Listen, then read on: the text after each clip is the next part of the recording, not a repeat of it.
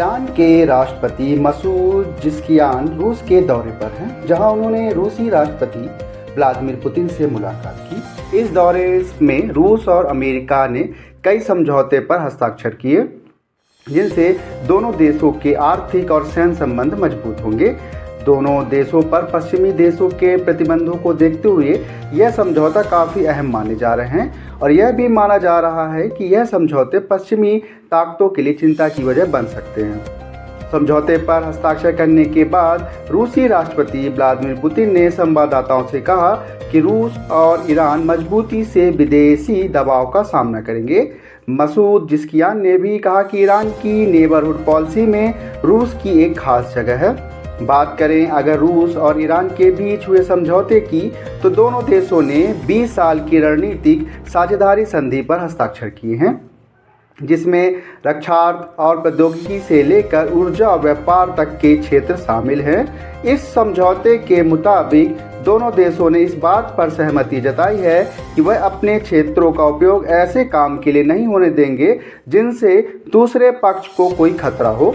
समझौते के तहत रूस और ईरान ने सैन्य और सुरक्षा खतरों से निपटने के लिए सलाह और सहयोग करने के साथ ही अपने क्षेत्रों और उससे बाहर भी संयुक्त सैन्य अभ्यास में भाग लेने का वादा किया है। न्यूयॉर्क टाइम्स के मुताबिक ईरान के विदेश मंत्री अब्बास अराक्ची ने सोशल मीडिया नेटवर्क टेलीग्राम पर लिखा कि यह संधि एक महत्वपूर्ण मोड़ है जो हमारे द्विपक्षीय संबंधों को मजबूत करती है।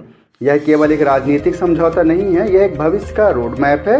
रूसी राष्ट्रपति व्लादिमीर पुतिन ने ज्वाइंट प्रेस कॉन्फ्रेंस में कहा कि उनका देश ईरान में नई परमाणु ऊर्जा इकाइयों के निर्माण पर विचार कर रहा है।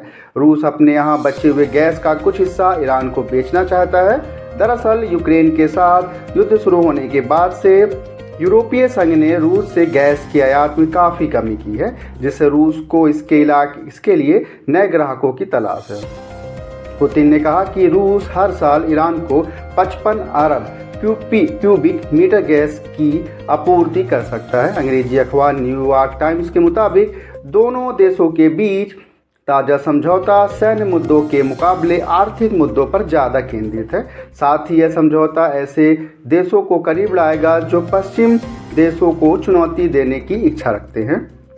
ईरानी राष्ट्रपति मसूद जिस्कियानी का यह दौरा ऐसे समय में हुआ है जब सीरिया में असद सरकार के पतन के बाद माना जा रहा है कि मध्य पूर्व क्षेत्र में ईरान की स्थिति कमज़ोर हुई है।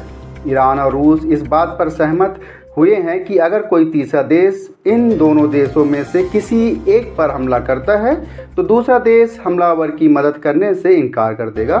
समाचार एजेंसी रॉयटर्स के मुताबिक ईरान के राष्ट्रपति ने समझौते को बहुध्रुवीय दुनिया के निर्माण की तरफ कदम बताया है। हालांकि ईरानी राजदूत काजिम जलाली ने ईरानी समाचार एजेंसी एनआई से कहा कि हमारे देश की स्वतंत्रता और सुरक्षा साथ ही आत्मनिर्भरता बहुत ज़रूरी है और हमारी किसी भी गुट में शामिल होने की कोई दिलचस्पी नहीं है। फरवरी 2022 में यूक्रेन के साथ संघर्ष शुरू होने के बाद से रूस ने बेलारूस, ईरान, चीन और उत्तर कोरिया के साथ घनिष्ठ संबंध विकसित किए हैं। डोनाल्ड ट्रंप 20 जनवरी को अमेरिका राष्ट्रपति का कार्यभार संभालने वाले हैं। माना जा रहा है कि अमेरिकी राष्ट्रपति के रूप में ट्रंप के वापस आने से अमेरिका ईरान को अलग थलग करने और उस पर दबाव बढ़ाने की अपनी कोशिशों में तेजी ला सकता है। ईरान और रूस दोनों पर पश्चिमी देशों ने कई प्रतिबंध लगा रखे हैं। हालांकि ईरान के साथ रूस के ताज़ा समझौते में आपसी सुरक्षा का ऐसा कोई समझौता नहीं है जैसा उसने उत्तर कोरिया के साथ किया है। पश्चिमी देशों का दावा है कि उत्तर कोरिया के सैनिक रूस की तरफ से यूक्रेन के खिलाफ युद्ध में भेजे गए हैं। हालांकि रूस ने कभी भी इस बात को ना तो स्वीकार किया है ना ही इससे इनकार किया है। आप ईरान और रूस की इस दोस्ती को किस तरह देखते हैं, कमेंट बॉक्स में ज़रूर बताएं और अगर हमारे चैनल को सब्सक्राइब ना किया हो तो अभी करें। देश दुनिया की बाकी खबरों के लिए जुड़े रहिए जनहित मीडिया के साथ। धन्यवाद।